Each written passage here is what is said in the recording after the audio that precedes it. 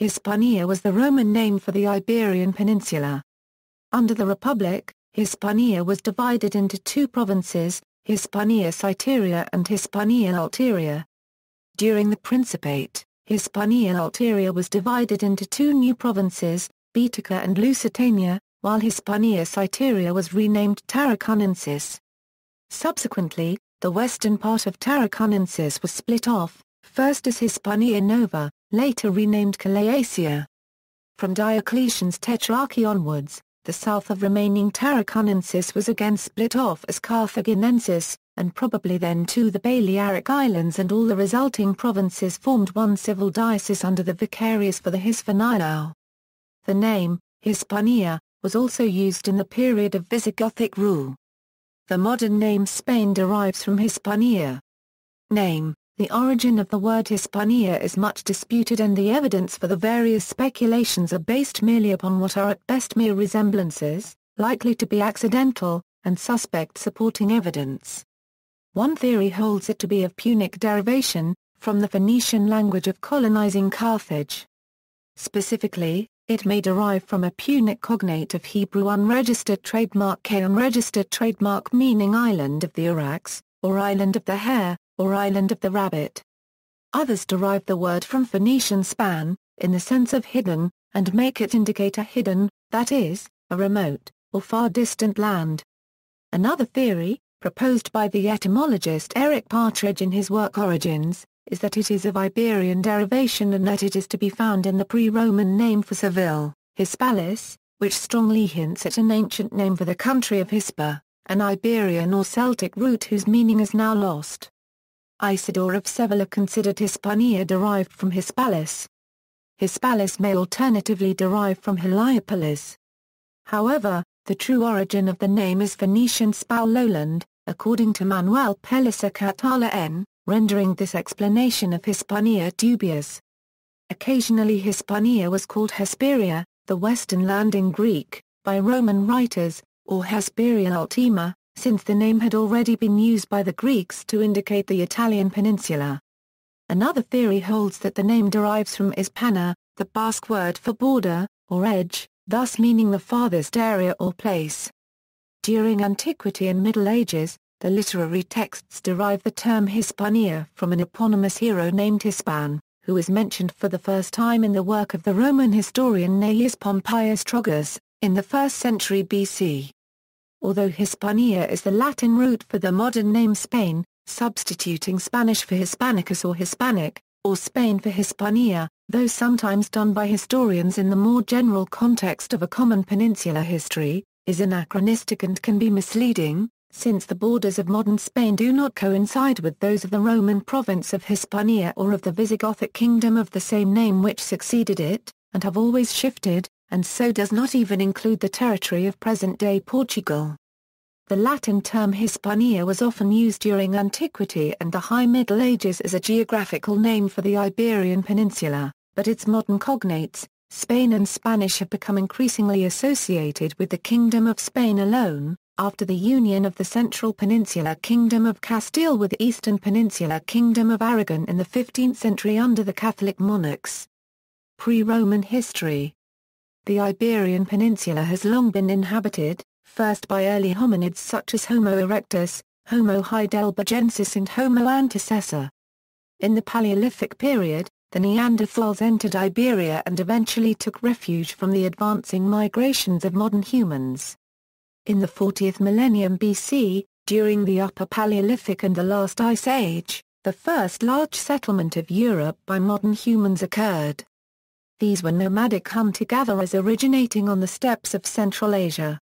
When the last ice age reached its maximum extent, during the 30th millennium BC, these modern humans took refuge in southern Europe, namely in Iberia, after retreating through southern France.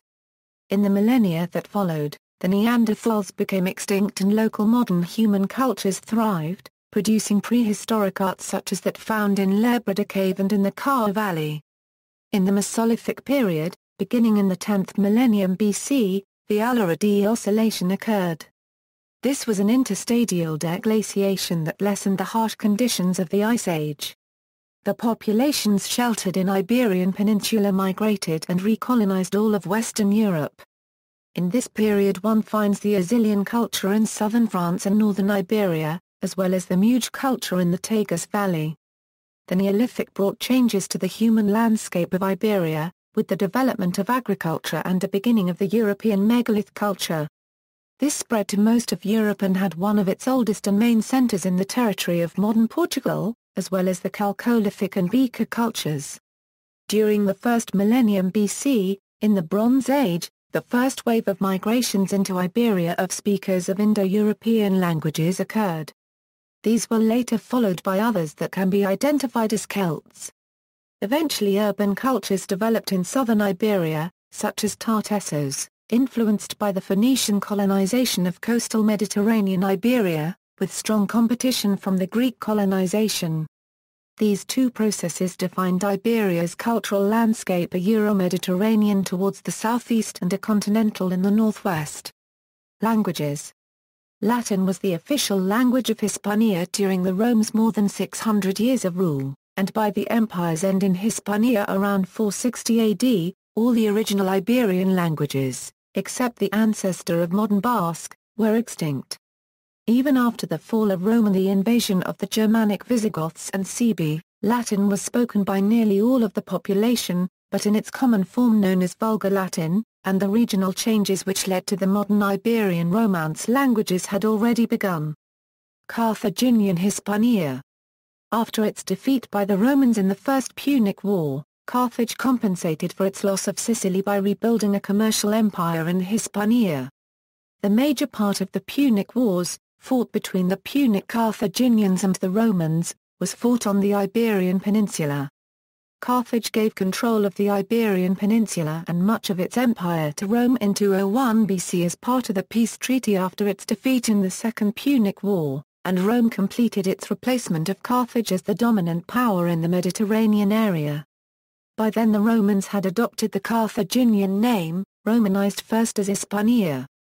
The term later received an H, much like what happened with Hibernia, and was pluralized as Hispaniae, as had been done with the three Gauls.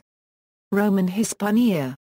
Roman armies invaded Hispania in 218 BC and used it as a training ground for officers and as a proving ground for tactics during campaigns against the Carthaginians, the Iberians, the Lusitanians, the Gallaecians and other Celts.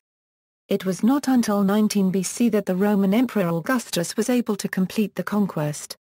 Until then, much of Hispania remained autonomous. Romanization proceeded quickly in some regions where we have references to the Togati, and very slowly in others, after the time of Augustus, and Hispania was divided into three separately governed provinces. More importantly, Hispania was for 500 years part of a cosmopolitan world empire bound together by law, language, and the Roman road. But the impact of Hispania in the newcomers was also big. Caesar wrote on the civil wars that the soldiers from the Second Legion had become Hispanicized and regarded themselves as Hispanicus. Some of the peninsula's population were admitted into the Roman aristocratic class and they participated in governing Hispania and the Roman Empire, although there was a native aristocracy class who ruled each local tribe. The latifundia, large estates controlled by the aristocracy, were superimposed on the existing Iberian landholding system. The Romans improved existing cities, such as Lisbon and Tarragona, established Zaragoza, Mar copyright rider, and Valencia, and reduced other native cities to mere villages. The peninsula's economy expanded under Roman tutelage. Hispania served as a granary and a major source of metals for the Roman market, and its harbors exported gold, tin, silver, lead, wool, wheat, olive oil, wine, fish, and garum. Agricultural production increased with the introduction of irrigation projects, some of which remain in use today. The Romanized Iberian populations and the Iberian-born descendants of Roman soldiers and colonists had all achieved the status of full Roman citizenship by the end of the 1st century. The emperors Trajan, Hadrian, and Marcus Aurelius were of Hispanic origin. The Iberian denarii, also called argenta messines by Roman soldiers, circulated until the 1st century BC, after which it was replaced by Roman coins. Hispania was separated into two provinces, each ruled by a praetor, Hispania Citerior and Hispania Ulterior. The long wars of conquest lasted 2 centuries, and only by the time of Augustus did Rome manage to control Hispania Ulterior. Hispania was divided into 3 provinces in the 1st century BC. In the 4th century, Latinius Baccatus Drepanaius, a Gallic rhetorician, dedicated part of his work to the depiction of the geography, climate and inhabitants of the peninsula, writing, "This Hispania produces tough soldiers, very skilled captains, prolific speakers, luminous bards. It is a mother of judges and princes. It has given Trajan, Hadrian, and Theodosius to the empire." With time, the name Hispania was used to describe the collective names of the Iberian Peninsula kingdoms of the Middle Ages, which came to designate all of the Iberian Peninsula plus the Balearic Islands. The Hispaniae. During the first stages of Romanization, the peninsula was divided in 2 by the Romans for administrative purposes. The closest one to Rome was called Citerior and the more remote one Ulterior. The frontier between both was a sinuous line which ran from Carthago Nova to the Cantabrian Sea. Hispania Ulterior comprised what are now Andalusia, Portugal, Extremadura, Lequeuden, a great portion of the former Castilla la Vega, Galicia, Asturias, and the Basque Country. Hispania Citerior comprised the eastern part of former Castilla la Vega, and what are now Aragon, Valencia, Catalonia, and a major part of former Castilla la Nueva. In the year BC 27 the general and politician Marcus Vipsanius Agrippa divided Hispania into 3 parts, namely dividing Hispania Ulterior into Baetica and Lusitania and attaching Cantabria and the Basque Country to Hispania Citerior. The Emperor Augustus in that same year returned to make a new division, leaving the provinces as follows: Provincia Hispania Ulterior Baetica, whose capital was Córdoba, presently Córdoba. It included a little less territory than present-day Andalusia since modern Almería and a great portion of what today is Granada and Jaw. Copyright N were left outside plus the southern zone of present-day Badajoz. The river Ennis or Anas separated Hispania Baetica from Lusitania. Provincia Hispania Ulterior Lusitania, whose capital was Emerita Augusta and without Gallaecia and Asturias. Provincia Hispania Citerior, whose capital was Tarraco. After gaining maximum importance, this province was simply known as Tarraconensis and it comprised Gallaecia and Asturias. In AD 69, the province of Mauritania Tingitana was incorporated into the diocese Hispaniae. By the 3rd century the Emperor Caracalla made a new division which lasted only a short time. He split Hispania Citerior again into 2 parts, creating the new provinces Provincia Hispania Nova Citerior and Asturias Calci. In the year 238 the unified province Tarraconensis or Hispania Citerior was re-established. In the 3rd century, under the soldier emperors, Hispania Nova was split off from Tarraconensis, as a small province, but the home of the only permanent legion is Hispania, Legio Sevengemina. Beginning with Diocletian's Tetrarchy reform in AD 293, the new dioceses Hispaniae became one of the 4 dioceses governed by a vicarius of the Praetorian Prefecture of Gaul, after the abolition of the imperial tetrarchs under the Western Emperor. The diocese, with capital at Emerita Augusta, comprised the 5 peninsular Iberian provinces, the Insulae Baleares and the North African province of Mauritania Tingitana. Christianity was introduced into Hispania in the 1st century and it became popular in the cities in the 2nd century. Little headway was made in the countryside, however, until the late 4th century, by which time Christianity was the official religion of the Roman Empire. Some heretical sects emerged in Hispania, most notably Priscillianism, but overall the local bishops remained subordinate to the Pope. Bishops who had official civil as well as ecclesiastical status in the late Empire continued to exercise their authority to maintain order when civil governments broke down there in the 5th century. The Council of Bishops became an important instrument of stability during the ascendancy of the Visigoths. Rome continued to dominate the area until the collapse of the empire in the west. the Iberian population turned to the Visigoths, a Germanic people, for protection when Rome could no longer spare legions to guard the territory. Byzantine reconquest. A century later, taking advantage of a struggle for the throne between the Visigothic kings Aquila and Athanagild, the Eastern Emperor Justinian I sent an army under the command of Liberius to take back the peninsula from the Visigoths. This short-lived reconquest covered only a small strip of land along the Mediterranean coast roughly corresponding to the ancient province of Baetica, known as Hispania. Germanic Hispania. Rome's loss of jurisdiction in Hispania began in 409, when the Germanic Buri, Suevian Vandals, together with the Sarmatian Alans crossed the Rhine and ravaged Gaul until the Visigoths drove them into Iberia that same year. The Suevi established a kingdom in Gallaecia in what is today modern Galicia and northern Portugal. The Alans' allies, the Horstini Vandals, also established a kingdom in another part of Gallaecia. The Alans established a kingdom in Lusitania modern Alentejo and Algarve, in Portugal. The Silini Vandals briefly occupied parts of South Iberia.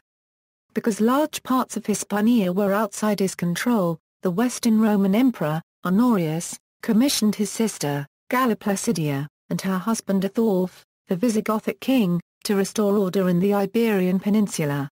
Honorius gave them the rights to settle in and to govern the area in return for defending it. The highly Romanized Visigoths entered Hispania in 415 and managed to compel the Vandals and Alans to sail for North Africa in 429. In 484 the Visigoths established Toledo as the capital of their monarchy. Successive Visigothic kings ruled Hispania as patricians who held imperial commissions to govern in the name of the Roman emperor. In 585 the Visigoths conquered the Suebic kingdom of Galicia, thus controlling almost all Hispania.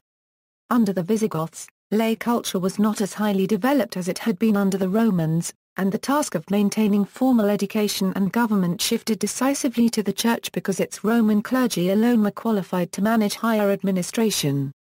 As elsewhere in early medieval Europe, the church in Hispania stood as society's most cohesive institution. The Visigoths are also responsible for the introduction of mainstream Christianity to the Iberian Peninsula. The earliest representation of Christ in Spanish religious art can be found in a Visigothic hermitage, Santa Maria de Lara. It also embodied the continuity of Roman order. In addition, Romans continued to run the civil administration and Latin continued to be the language of government and of commerce. Religion was the most persistent source of friction between the Roman Catholic Romans and their Arian Visigothic overlords, whom the former considered heretical. At times this tension invited open rebellion, and restive factions within the Visigothic aristocracy exploited it to weaken the monarchy. In 589, Richard, a Visigothic ruler, renounced his Arianism before the Council of Bishops at Toledo and accepted Catholicism, thus assuring an alliance between the Visigothic monarchy and the Romans. This alliance would not mark the last time in the history of the peninsula that political unity would be sought through religious unity. Court ceremonials from Constantinople that proclaimed the imperial sovereignty and unity of the Visigothic state were introduced at Toledo. Still, civil war, royal assassinations, and usurpation were commonplace, and warlords and great landholders assumed wide discretionary powers. Bloody family feuds went unchecked. The Visigoths had acquired and cultivated the apparatus of the Roman state but not the ability to make it operate to their advantage. In the absence of a well-defined hereditary system of succession to the throne, rival factions encouraged foreign intervention by the Greeks, the Franks, and finally the Muslims in internal disputes and in royal elections. According to Isidore of Seville, it is with the Visigothic domination of the zone that the idea of a peninsular unity is sought after, and the phrase Mother Hispania is first spoken. Up to that date, Hispania designated all of the peninsula's lands. In Historia Gothorum, the Visigoth Swinthula appears as the first monarch where Hispania is dealt with as a Gothic nation. The end of Hispania. I greet you, O King of Al-Andalus, she that was called Hispania by the ancients. The North African Muslims, referred to as Moors, conquered Hispania, and called the area they controlled Al-Andalus. In the chronicles and documents of the High Middle Ages the terms derived from Hispania, Hispania, Hispar plus or minus A or Hispana continued to be used by the Christians but only in reference to Muslim-controlled areas. King Alfonso I of Aragon says in his documents that he reigns over Pamplona, Aragon, Sobrarbe Bergorza, and that when in 1126 he made an expedition to Malaga he went to the lands of Hispar plus or minus A. In the last years of the 12th century the whole Iberian Peninsula, Muslim and Christian, became known as Spain, and the denomination the Five Kingdoms of Spain became used to refer to the Muslim Kingdom of Granada and the Christian kingdoms of Aragon, Castile, Portugal and Navarre. The economy of Hispania. Before the Punic Wars, Hispania was a land with much untapped mineral and agricultural wealth, limited by the primitive subsistence economies of her native peoples outside of a few trading ports along the coast of the Mediterranean Sea. Occupations by the Carthaginians and then by the Romans for her abundant silver deposits developed Hispania into a thriving multifaceted economy. Several metals, olives, salted fish, and wines were some of the goods produced in Hispania and traded throughout the empire. Sources and references. This article incorporates a public domain material from websites or documents of the Library of Congress Country Studies. Modern sources in Spanish and Portuguese, Altamira y Crevi, Rafael Historia de Hispar plus or minus A y de la Civilización cubed en Hispar plus or minus Ola. Tomo I Barcelona, 1900. Altamira was a professor at the University of Oviedo, a member of the Royal Academy of History, of the Geographic Society of Lisbon and of the Instituto de Coimbra. Azar, Jose Copyright Karma cubed en, Las Art y los Pueblos de la Hispar plus or minus A Primitiva. Editorial Especial, S.A. Madrid, 1954. Karma cubed en was a professor at the University of Madrid. Bosch Gimpra, Pedro. Aguadubler, Pedro. And Ferrandis, Jose Copyright. Historia de Hispar plus or minus A. Hispar plus or minus A Romana, I, created under the direction of Rama cubed en Mena Copyright and as Pidal. Editorial Especial P.S.A., Madrid 1935. Garque y Belido, Antonio, Hispar plus or minus A y los Hispar plus or minus Ols Hague 2000 or plus or minus Os. Callaecia cubed en Austral de Especial P.S.A., Madrid 1945. Garque y Belido was an archaeologist and a professor at the University of Madrid. Matiso, Jose Copyright, Hista cubed Rio de Portugal. Primeiro volume, Antes de Portugal, Lisboa, Carculo de Leitores, 1992. Mela cubed en, Armando, Geografia Hista cubed Rica Hispar plus or minus Ola Editorial Voluntad, S.A., Tomo Primero, Vol. I Serie Madrid 1928. Mela cubed en was a member of the Royal Geographical Society of Madrid and a professor of geography at the universities of Valladolid and Madrid. Pela cubed en, Jose Copyright R, Diccionario Especial Especial P.S.A. Madrid 2001. Urbiato Arteta, Antonio, Historia Ilustrada de Hispar plus or minus A, Volume 2. Editorial Debate, Madrid 1994. El Hausen y Loriacan, 2009, La Ciudad Bar Copyrightica durante la Antigua one quarter edad tardía. Persistences y mutations locales en relación cubed en con la realidad urbana del Mediterráneo y del Atlántico, thesis doctoral, Universidad de Granada, Granada. Other modern sources. This article draws heavily on the corresponding article in the Spanish-language Wikipedia, which was accessed in the version of February 27, 2005. Westermann Grosser Atlas zur Weltgeschichte, Hispania, Classical Sources, the Notitia Dignitatum. Other classical sources have been accessed second-hand, Strabo, Geographica. Book 3, Iberia, written between the years 29 and 7 BC and touched up in AD 18. The most prestigious and widely used edition is Karl Marr 1/4 Les, published in Paris at the end of the 19th century, one volume, with 2 columns, Greek and Latin. The most reputed French translation is Tardieu, Paris 1886. The most reputed English translation is H. L. Jones, Vol. Euro 8, London 1917 ff, and E. London 1931 ff. Ptolemy Geographica copyright _4 copyright Genesis, Geographic Guidebook. Percatus directed a panegyric on Hispania to the Emperor Theodosius I in 389, which he read to the Senate. Paulus Orosius, historian, follower of St. Augustine and author of Hispaniae Adversus Paganos, the first Christian universal history, and of Hispania Universa, an historical guide translated into Anglo-Saxon by Alfred the Great and into Arabic by Abd Rahman III. Lucius Annius Florus. Compendium of Roman History and Epitome of the History of Titus Livius. The relevant texts of Livy have been lost, but we can read them via Florus. Trogus Pompeius. Believed to be a Gaul with Roman citizenship. Historia Universal written in Latin in the times of Augustus Caesar. Titus Livius. Ab Urbi Condita, Book CXLII of Livy's surviving work. Neo-modern references, EH 1 quarter BNER, La Archaeologia de Hispania plus or minus a, Hispania, Spain under the Roman Empire, see also, references.